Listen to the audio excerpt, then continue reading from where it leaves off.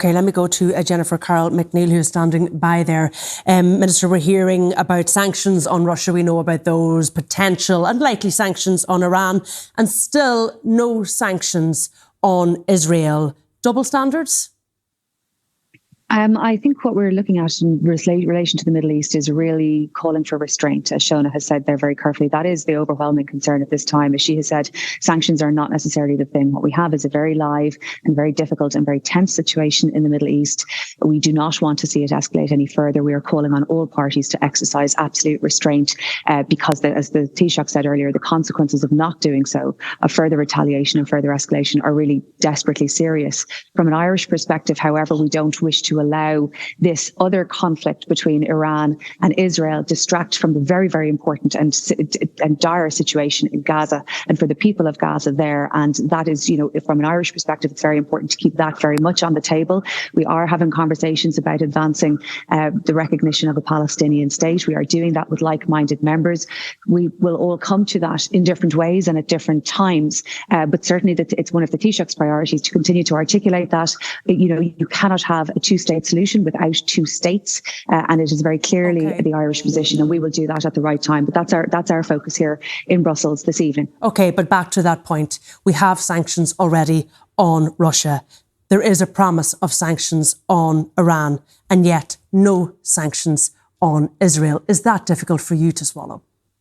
There's a dialogue in relation to Iran, but as Shona has said, this is not necessarily what happens. And let's not forget that the Irish position is around the release of hostages, the condemnation of Hamas, and the immediate humanitarian assistance and an immediate ceasefire. Don't forget that Ireland has been extremely strong on this in the EU from the very earliest position, and that many of our European counterparts have come full circle to the Irish position, particularly in relation to the status of the ceasefire and other measures that Ireland was the first to articulate. And we have an Irish Taoiseach here articulating very clearly in recognition of the state of Palestine and what that means in terms of taking forward a political solution.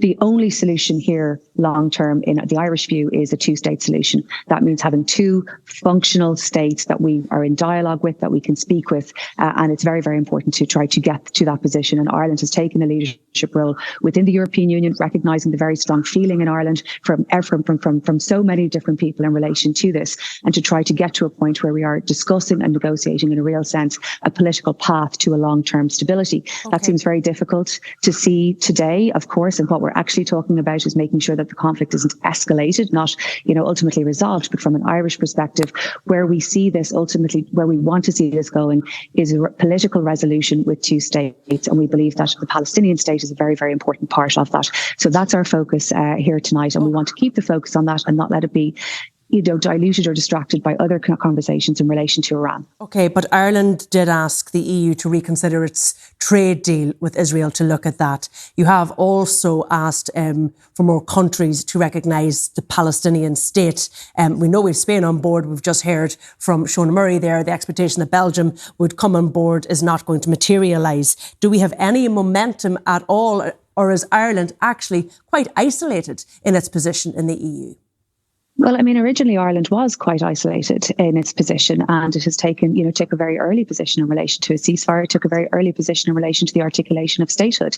What we have seen is a growing move to that position, to that Irish position. And we have seen more and more countries, come with us to recognise, as you have said about, looking at the trade agreement, but also the recognition of the state of Palestine.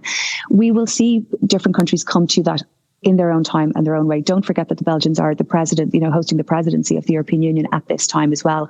There are broader concerns around the timing of all of these questions. But I think if you look at the move from European partners, it is, much more towards the Irish position, which is, of course, the recognition of the state of Palestine, immediate return, unconditional return of the hostages, condemnation of Hamas, and urgent humanitarian assistance being able to get into Gaza. And we're very, very clear on that. We have seen that momentum come towards the Irish position, but we do continue to talk and build consensus with our partners insofar as we can, and to deepen our conversations with like-minded countries to try to get the timing as best as we can coordinated and really genuinely considered, rather than, each of us acting potentially unilaterally. There is something more considered to be done there. Okay. And that's what the Taoiseach is doing in his dialogues this evening. I just want to go back, though, to the issue now of Israel responding to Iran.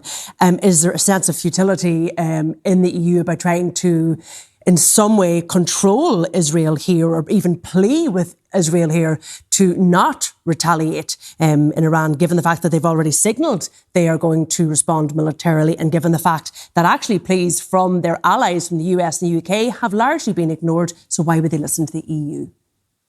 But that's not an argument not to make the case, and that's not an argument not to continue to call for restraint and to continue to talk to people about exercising restraint and arguing for the importance of that. I mean, the broader stability there is extremely important. Have impact, Jennifer Carroll McNeill. Well, we are one of many global actors, and as you have mentioned, there are other allies like the United Kingdom, like the United States, making similar calls. The European Union is one of a number of group of regional entities, of global entities that can make the case, and that's certainly the very strong European position from all leaders here tonight in Europe that restraint should be exercised. From an Irish perspective, we really are very concerned about where this goes.